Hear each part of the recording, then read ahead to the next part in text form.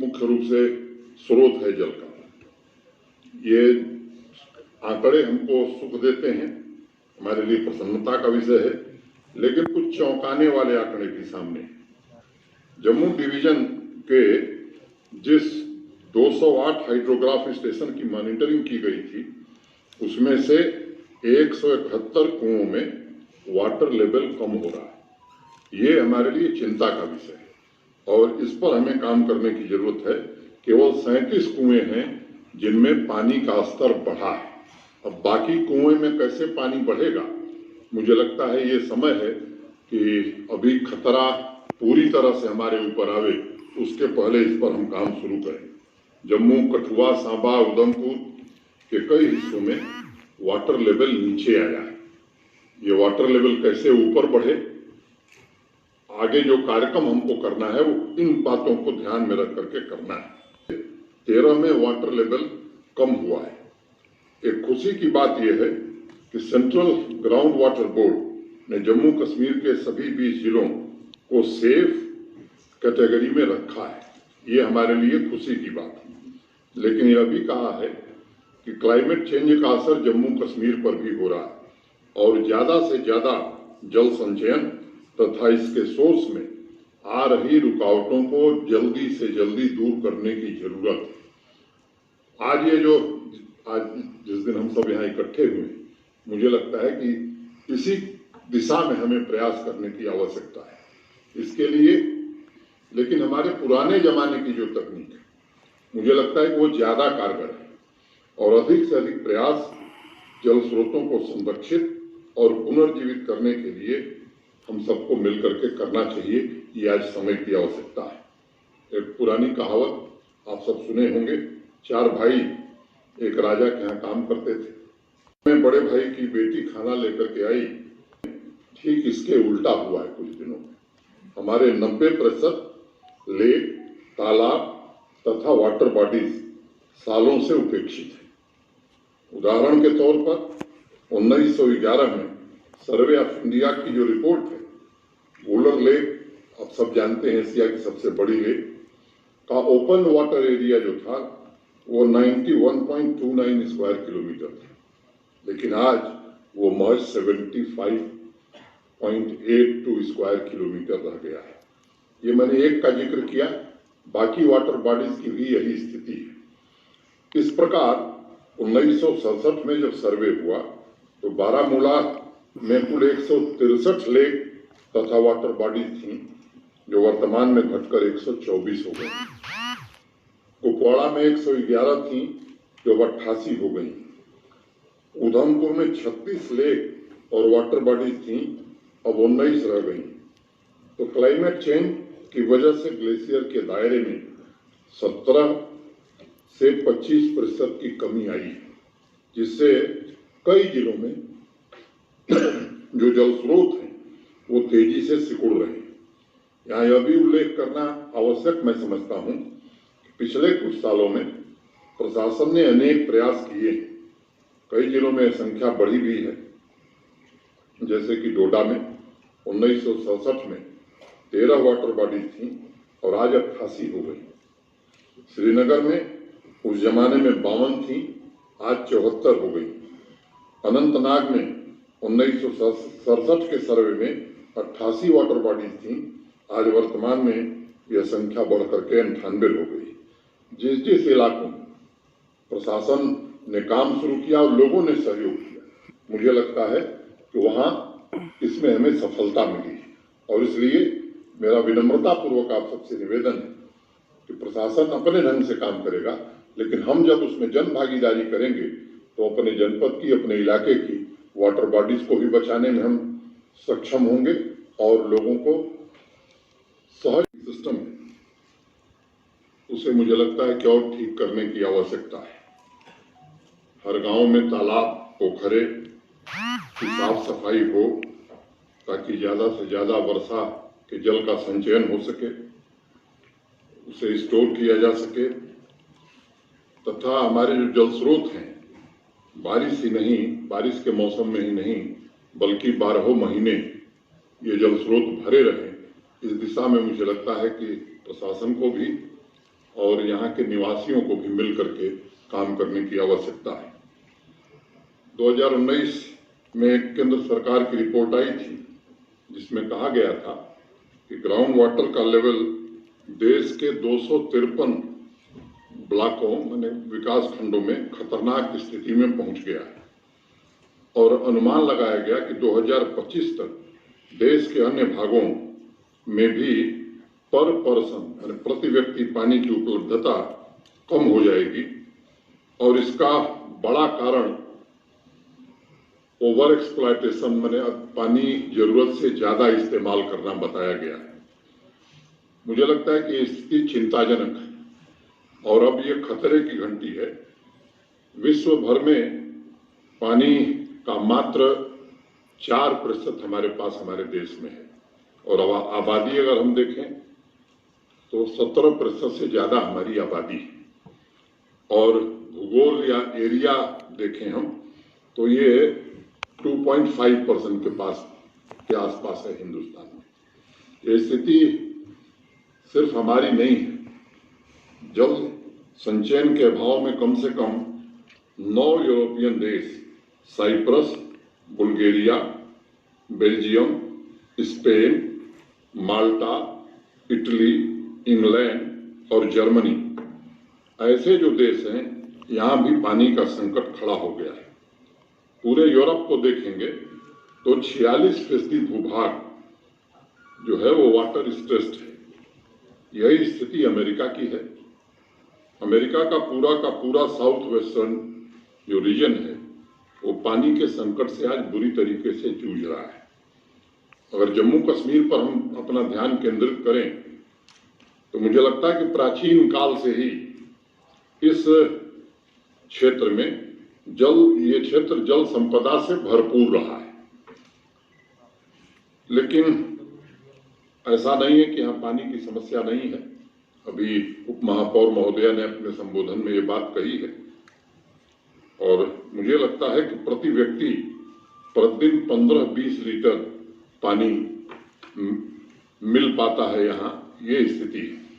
हमारा लक्ष्य हर घर तक स्वच्छ पीने का पानी नल के द्वारा दिसंबर 2022 तक 20 जिले में पहुंचाए जाए, ये लक्ष्य भी हमारे प्रमुख सचिव जल शक्ति ने आपके सम्मुख बताया है। लेकिन इससे ज्यादा भी पानी की आवश्यकता है लोगों को और उसके लिए मुझे लगता है जल संचयन और पुराने जल स्रोतों का पुनर्जीवन ये सबसे बड़ा और कारगर तरीका हो सकता है। अब अकेले प्रशासन इस काम को कर लेगा मुझे लगता है संभव नहीं है और इसलिए सभागार में बैठे हुए सभी नागरिक बहनों भाइयों से मेरा अनुरोध है कि आप सब भी इस अभियान से जुड़िए, क्योंकि वास्तव में इस जल का प्रयोग अधिकतम आप ही को करना है, आपके परिवार को करना है, आपके लोगों को करना है। यहाँ मौजूद बहुत से लोगों को शायद याद होगा 2017 में जम्मू तथा कश्मीर डिवीजन में एक वाटर मैपिंग प्रशासन ने कराई थी। उसके अनुसार यहाँ का ग्राउंड वाटर यानी जो पानी की सप्लाई का मुख्य स्रोत है वह ताजा है और अधिकांश क्षेत्रों में पीने योग्य है। ये डेडिकेटेड इंजीनियर हो सकते हैं, मोबाइल फोन हेल्पलाइन चालू की जा सकती है और इसका इस्तेमाल आने वाले दिनों में हमारे प्रमुख सचिव के नेतृत्व में इनकी पूरी टीम करेगी। इस प्रकार यह केंद्र जो है जिले के सभी के लिए तकनीकी मार्गदर्शन भी देगा और उसी तरह वो काम करेगा। हर कदम पर आप लोगों को बताएगा कि वर्षा ऋतु में बारिश के सीजन में रेन वाटर हार्वेस्टिंग पर कैसे काम किया जाना है। बहुत सारी ऐसी संस्थाएं हैं, बहुत सारे विश्वविद्यालय हैं जिसके पास बहुत खाली जमीन है और मुझे लगता है जम्मू कश्मीर में जिन जिन शिक्षण संस्थाओं में मैं गया हूँ, खासतौर से उच्च शिक्षा के केंद्रों में, वहाँ पर्याप्त जमीन है। अब इन संस्थाओं को भी आगे बढ़ करके जल संचयन में बढ़ चढ़ करके हिस्सा लेने की आवश्यकता है। कुछ दिन पहले कुलगाम में रेन वाटर हार्वेस्टिंग का एक नया कीर्तिमान स्थापित किया गया है। इंटीग्रेटेड वाटर सेट मैनेजमेंट के तहत 850 वाटर हार्वेस्टिंग टैंक वहां बनाए गए। उधमपुर जिले के प्रोजेक्ट जीविका ने मैं समझता हूं कि एक अद्भुत काम उधमपुर जिले में प्रारंभ किया है और ये जीविका, मुझे लगता है, अनुरोध करूंगा मैं कि इस पर एक बार फिर से देखने की जरूरत है कि किन जिलों में इसका विस्तार हम कर सकते हैं और उस पर हम कैसे काम कर सकते हैं। बूंद बूंद सिंचाई की तकनीक को जितना हम बढ़ावा देंगे, जो बात बार बार प्रधानमंत्री जी करते हैं कि पर ड्रॉप मोर क्रॉप, मैं समझता हूं कि उस दिशा में जम्मू संभाग के बहुत बड़े हिस्से को आगे बढ़ने की जरूरत है। माता वैष्णो देवी का जो श्राइन बोर्ड है उसने भी जल संचयन पर अच्छा काम किया है और पहला राष्ट्रीय जल पुरस्कार श्राइन बोर्ड को मिला है। माता वैष्णो देवी का जो सुपर स्पेशलिटी हॉस्पिटल नारायण, वहां भी जल संचयन का अच्छा काम हुआ है और इसी तरह यात्रा मार्ग पर भी जो भवन बनाए गए हैं उसमें वर्षा के जल संचयन का इंतजाम किया गया है। इस तरह की जो भी संस्थाएं, मुझे लगता है कि उनको भी इसमें भाग लेने की जरूरत है। कैसे जल का इस्तेमाल किया जाए, इसकी रिसाइकलिंग कैसे की जाए, बागवानी और शौचालय तथा बाकी चीजों के लिए इस रिसाइकिल जल का कैसे हम प्रयोग करें, ये जो प्रयोग है मुझे लगता है इसे रिप्लिकेट करने की जरूरत है। एक अच्छा इनिशिएटिव है और जहां जहां इसे किया जा सकता है मुझे लगता है मिलकर के करना चाहिए। हमारे गांव के जो लीडर हैं वो प्रकृति के लिए, पानी के लिए, वहां की जल सुधाकारी के लिए कैसे एक साधक की तरह साधना कर रहे हैं, सबको जोड़ करके आगे बढ़ रहे हैं। मुझे उन सब की बातें सुन करके एक नई प्रेरणा मिली, नई ऊर्जा मिली और कुछ नए आइडिया भी मिले। मुझे विश्वास है कि हमारे इन प्रतिनिधियों से आज जो बातें हुई है, जिन जिन लोगों ने सुनी होगी, हर किसी को कुछ न कुछ सीखने को मिला होगा। मुझे भी सीखने को मिला है, हमारे अधिकारियों को भी सीखने के लिए मिला है, जनता जनार्दन को भी सीखने के लिए मिलेगा। मुझे खुशी है कि जल शक्ति के प्रति जागरूकता बढ़ रही है, प्रयास भी बढ़ रहे हैं। आज इंटरनेशनल वाटर डे, पूरी दुनिया आज ये जल के महत्व को उजागर करने के लिए इंटरनेशनल वाटर डे मना रहा है। इस अवसर पर हम दो महत्वपूर्ण कार्य के लिए जुटे हैं। आज एक ऐसे अभियान का शुरुआत हो रही है जिसको मैंने मेरे मन की बात में भी कहा था, लेकिन आज दुनिया के सामने एक उदाहरण मिले इसलिए और भारत में पानी की समस्या का समाधान हो इसलिए catch the rain, catch the rain की शुरुआत के साथ ही केन बेतवा लिंक नहर के लिए भी बहुत बड़ा कदम उठाया गया है।